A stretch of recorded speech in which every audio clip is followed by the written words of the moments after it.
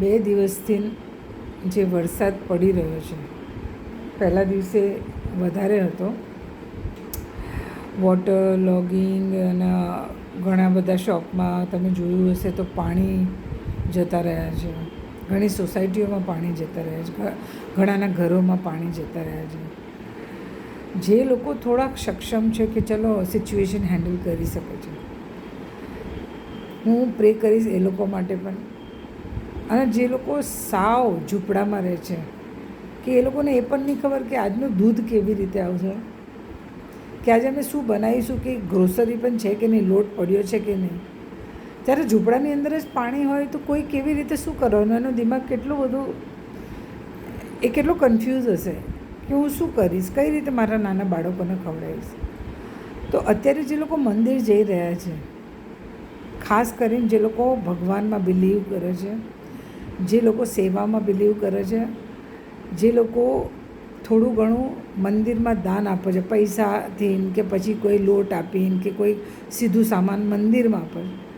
હું બધાને એક રિક્વેસ્ટ કરું છું કે તમારા ઘરના 1 કે 2 કિલોમીટરમાં જરાક તપાસ કરો, ક્યાંય ને ક્યાંય કોઈક અસહાય ઝૂંપડાવાળો હોય કે કોઈક ફ્લાયઓવરની નીચે બેઠેલો વ્યક્તિ હોય કે જે લેડીઝની પાસે બાળક છે, તો એને કોઈ પણ રીતે તમે સહાય કરો. વસ્તુ આપીને હું પ્રિફર કરું, તમે વસ્તુ આપો, પૂછી લો કે ભાઈ તારે શું જોઈએ છે, આજનો દિવસ તારે શું રિક્વાયરમેન્ટ છે, તો હું તને આપી દઉં. એ રીતે તમે એને હેલ્પ કરી શકો છો, તો ભગવાન એમાં વધારે ખુશ થશે.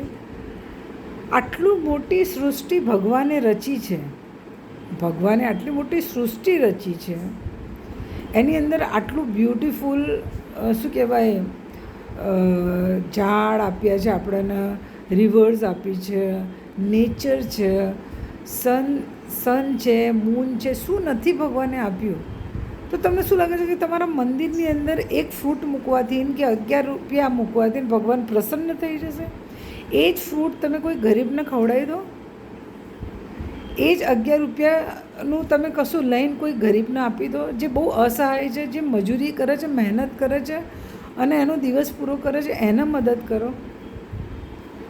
મંદિરમાં તો તમારે ખાલી તમે ભગવાનને મળવા જાઓ, ભગવાનને તમે નિસ્વાર્થ મળવા જાઓ, તમારા કરમથી તો તમને ભગવાન આપી જ દેવાનો છે.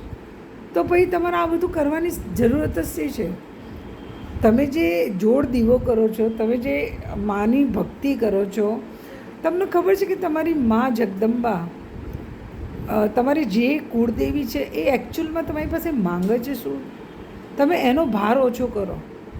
આટલી સૃષ્ટિ મસ્ત રચી છે, જે આખું બ્રહ્માંડ ચલાવી રહી છે, તમે એના માટે કરી શું રહ્યા છો?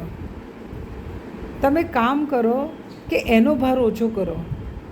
માં ક્યાં ક્યાં પહોંચશે? તો આ દુનિયાની અંદર આપણે માનું કામ ઓછું કરીએ, નિસ્વાર્થ સેવા કરીએ, લોકોને જે રિક્વાયરમેન્ટ છે, હું નહીં કહેતી પૈસા આપો, પૈસાથી એ દુરુપયોગ પણ કરી શકે છે, તો એટલીસ્ટ ખાવા પીવાની વસ્તુ આપો. આ દુનિયાની અંદર મોટામાં મોટું દાન છે અન્નદાન.